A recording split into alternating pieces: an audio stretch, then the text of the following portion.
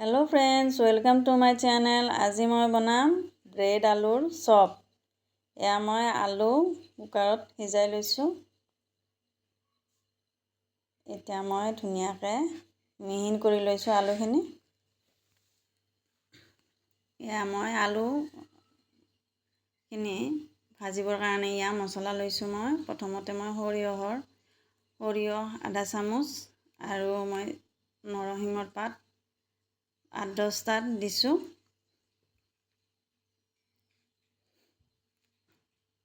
এইখিনি মই ধুনীয়াকৈ অলপ ফ্ৰাই কৰি ল'ম। ইয়াতে মই পিঁয়াজ দি দিলোঁ।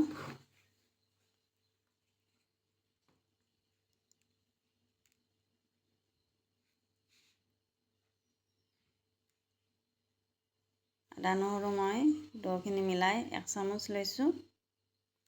এইখিনিও ধুনীয়াকৈ মই ফ্ৰাই কৰি ল'ম।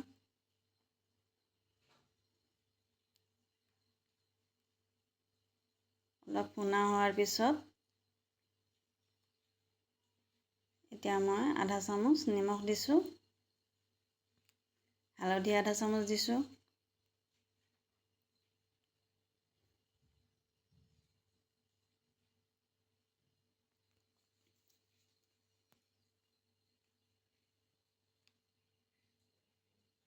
এতিয়া মই আলুখিনি দি দিম।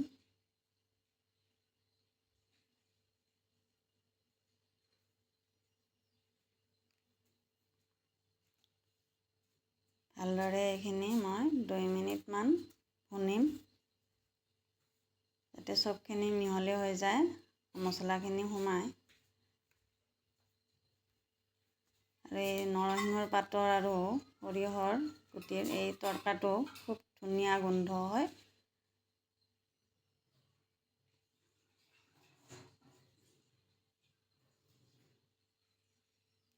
খাবলৈ বহুত সোৱাদ লাগে।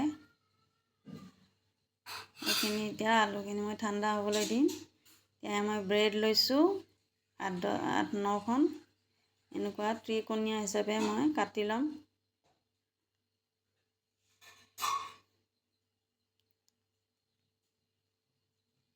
এতিয়া মই বেচন লৈছোঁ 1 বাটিৰ অলপ কম। অলপ নিমখ দিছোঁ। বেকিং পাউডাৰ মই আধা চামুচ দিছোঁ। এইখিনি মই ভালদৰে মিক্স কৰি ল'ম।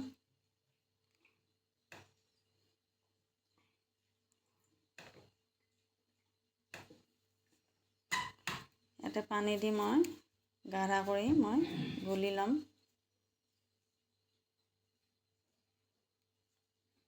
আমি হলাই ল'ম। এয়া ধুনীয়া হৈছে পেষ্টখিনি। আলুখিনি ঠাণ্ডা হৈছে। মই এনেকুৱা ধৰণৰ সৰু সৰু গোলা বনাই ল'ম 8-9টা।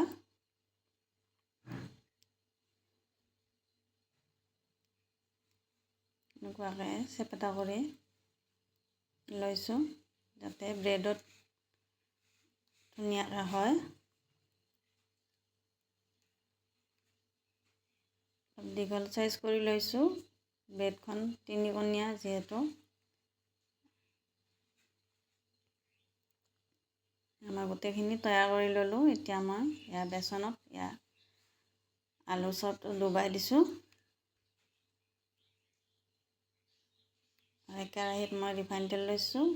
মই দি দিলোঁ। আৰু এটা দিছোঁ।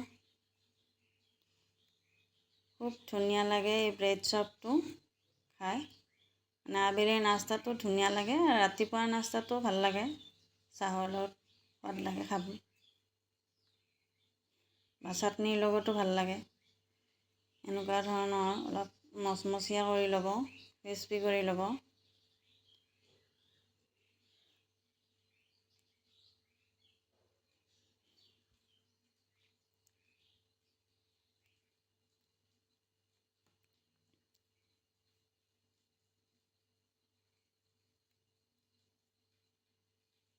এটা মই দেখুৱাইছোঁ, কি ধুনীয়া মচমচীয়া হৈছে।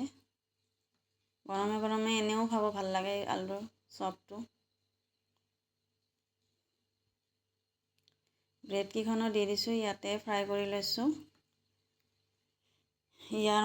ব্ৰেডৰ মাজত এখন ব্ৰেড লৈ ওপৰত মাজত এই বৰা দিম, দি তাৰে ওপৰত আৰু এখন ব্ৰেড দিম।